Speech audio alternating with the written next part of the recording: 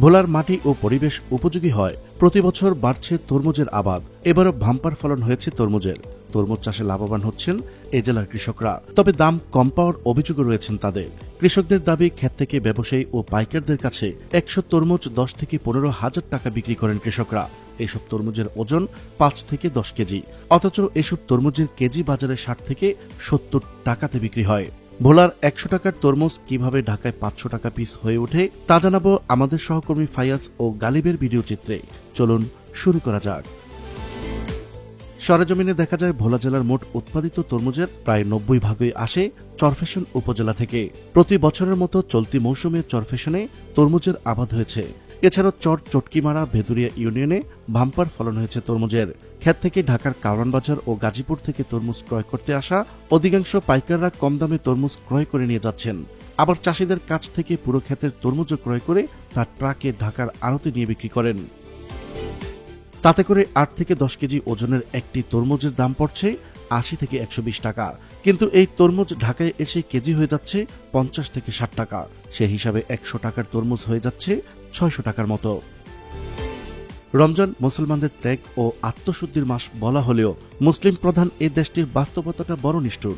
অর্থনৈতিকভাবে প্রতি বছর রমজান মাসে বাংলাদেশে প্রায় প্রতিটি পণ্যেরই দাম বেড়ে যায়। তা যেন অনেকটা স্বাভাবিক রীতিতে পরিণত হয়েছে।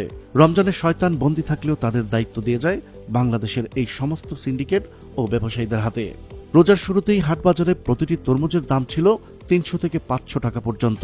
কিন্তু ক্রেতাদের অভিযোগ ছিল অনেক অস্বাভাবিক মূল্য, অপরিপক্ক ও অপুষ্ট তরমুজ এবং কেজিতে বিক্রির বিষয়টি সামাজিক যোগাযোগ মাধ্যমে বেশ আলোচিত হয়েছিল। আবার কেউ কেউ রমজানের তরমুজ বয়কটের ডাক দিয়েছেন। তবে বয়কট কোনো স্থায়ী সমাধান নয়, ভাঙতে হবে সিন্ডিকেট।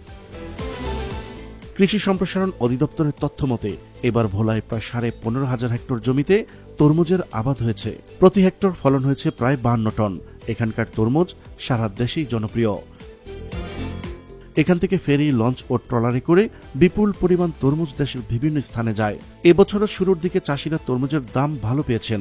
তবে কয়েকদিন ধরে হঠাৎ করে বাজার দর কমে গিয়ে কোনো কোনো চাষি বিপাকে পড়েছেন। স্থানীয় এক কৃষক বলেন, আমরা শুনছি ঢাকায় কেজি প্রতি তরমুজ বিক্রি হচ্ছে এবং যে দাম তা সাধারণ মানুষের সাধ্যের বাইরে।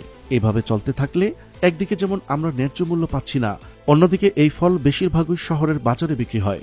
সেখানকার ক্রেতারা না কিনলে এর মূল্য কমে যাবে, হতে পারে খেতেই নষ্ট হবে আমাদের এই তরমুজ। তাতে করে আমাদের মতো কৃষকদের ক্ষতিগ্রস্ত হওয়ার সম্ভাবনাই বেশি। কিন্তু অসাধু ব্যবসায়ীরা প্রতি পিস হিসেবে ক্রয়কৃত তরমুজ ৫০ থেকে ৭০ টাকা কেজি দরে বিক্রি করে থাকে। ফলে ক্রেতারা মুখ ফিরিয়ে নেয় এবং চাষিদের কাছে অবিকৃত তরমুজের দাম ফরিয়ারা খুব কম দিতে চায়। অসাধু ব্যবসায়ীদের এই সিন্ডিকেটের ফলে ভোক্তারা যেমন ন্যায্য মূল্যে সুস্বাদু এই ফল খাওয়া থেকে বিরত হচ্ছে, তেমনি কৃষকরা উপযুক্ত মূল্য থেকে বঞ্চিত হচ্ছে। প্রিয় দর্শক, আজ এই পর্যন্তই। দেখা হচ্ছে পরবর্তী ভিডিওতে।